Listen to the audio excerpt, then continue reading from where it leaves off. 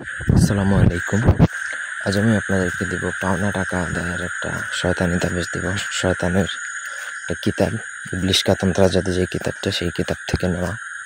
তো বেসিক্যালি আপনি যদি কারোর কাছে টাকা পয়সা পেয়ে থাকেন, কিন্তু সে আপনার টাকা পয়সা দিচ্ছে না, দীর্ঘদিন ধরে ঘোরাচ্ছে, বছরের পর বছর চলে যাচ্ছে, এমত অবস্থায় চাইলে আপনি এই বিদ্যা প্রয়োগের মাধ্যমে আপনি আপনার কাঙ্ক্ষিত যেই টাকাটা, পাওনা টাকা উদ্ধার করতে পারবেন। এটা শুধু পাওনা টাকার ক্ষেত্রে না, আপনার যে কোনো কিছু পাওনা যদি কারোর কাছে থাকে, তাহলে আপনি ডেফিনেটলি সেটা আদায় করে ফেলতে পারবেন।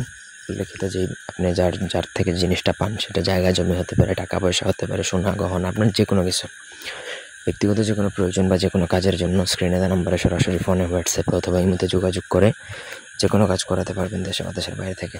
নকশাটা খুবই সেন্সিটিভ, খুবই জটিল, ভালো করে লিখতে হবে। ভুল করলে কাজ হবে না, আপনার নিজের ক্ষতিও হতে পারে।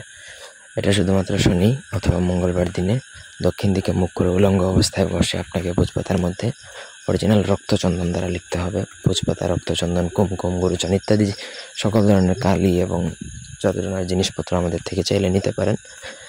আপনারা যদি কালেক্ট করে ফেলতে পারেন, তাহলে কালেক্ট করে লিখে ফেলবেন।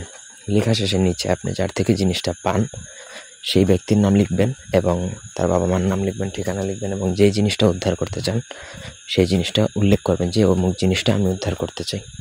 লিখে আপনার নকশা লেখা কমপ্লিট হয়ে গেলে তারপর আপনাকে সেই নকশাটা ভারী কোনো কিছু দিয়ে চাপ দিবেন। সেটা পাটা হতে পারে, শিল পাটা যে ধরনের, সেই পাটা দিয়ে আপনি চাপ দিয়ে রেখে দিবেন। 21 দিনের মধ্যে ইনশাল্লাহ আপনি আপনার কাঙ্ক্ষিত যেই জিনিসটা সেটা পেয়ে যাবেন। এটা মোটামুটি নিশ্চিত। এই বিদ্যা কোনো দিনও বৃথা যাওয়ার না। সঠিকভাবে করলে আপনার কাজ 100-1000% হবে। ধন্যবাদ।